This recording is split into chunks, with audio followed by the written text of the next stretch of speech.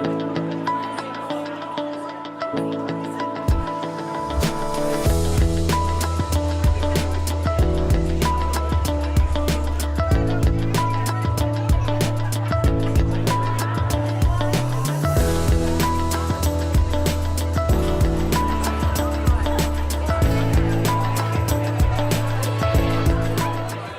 guest speaker this evening, Kaylene Wynn, lived through domestic violence, both physically and emotionally, for approximately 30 years. In the last 20 years, she has gone over and beyond helping individuals as a psychotherapist, as a mind coach, and a transpersonal therapist. She's also an international author, 2 books. The first one, Rise and Shine, and the other one, Life Solutions, which will be released in August. Kaylene is insightful, is inspirational, is motivated and driven. And if you'd like to know and learn a lot more about Kaylene and her story, www.kaylenewynn.com. Ladies and gentlemen, I present to you Kaylene Wynn.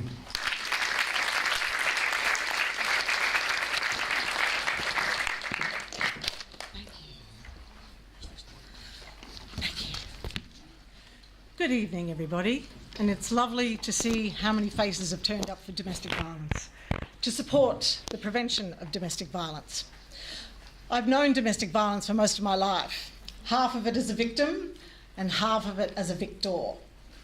And I'm here to want to express to you how important it is that domestic violence doesn't just only affect women, it affects the majority of women, but at the end of the day, it also affects men, children, the elderly.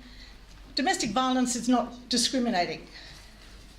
And it's very important to understand that we as individuals can all do something about domestic violence.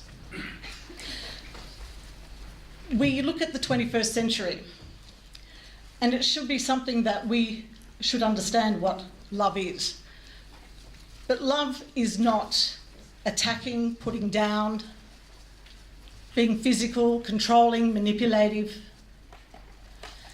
Love is kind. And if someone is not being kind to you, whether they be male, female, family, friend, that is not coming from a place of love. And we need to define what real love is. Love does not hurt. It doesn't discriminate. At the end of the day, we're all human beings. And we need to recognise ourselves as human beings and decide the type of human beings we choose to want to be. I've seen the good, the bad, and the ugly when it comes to domestic violence. And I will spend the rest of my life empowering women, young girls, especially young girls, because with technology today, it's very easy to be groomed online. And you have to know what you're looking for. You need to know what a predator is. You need to know what a perpetrator is and not become prey. But to know that is knowing who you are. And I find a lot of women that I work with struggle to define who they are. They're defined by their families. They're defined by their work. They're defined by who society wants them to be. I challenge that and say to you, who do you want to be? Give yourself permission to be that person. Don't be defined by what society says you have to be. Each one of us brings something unique and special and authentic to everything that we do, and we need to embrace that. When we live comparing and competing in society with others, we lose ourselves in that process. We need to know who we are and what we stand for. And domestic violence is something that we should have zero tolerance of. Any woman needs to know what the signs physically, emotionally are, what the behaviours, how the manipulative, controlling aspects start to change you and you become something that you don't even know. People become soulless, they lose themselves.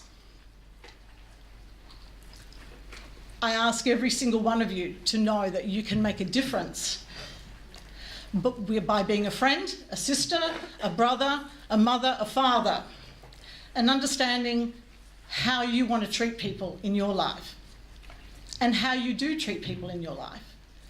Does it come from a place of love? Does it come from a place of control and manipulation because you want what you want? Or are you giving and operating from an open heart?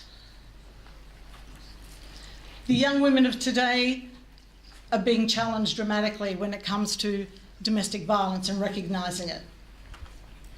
We need to empower men and women, and it starts at a very young age. I know from my own childhood, I had defined myself as someone as useless, as a bad person, someone who would never amount to anything. That person now stands in front of you today with a voice, who never had a voice, who didn't know how to express.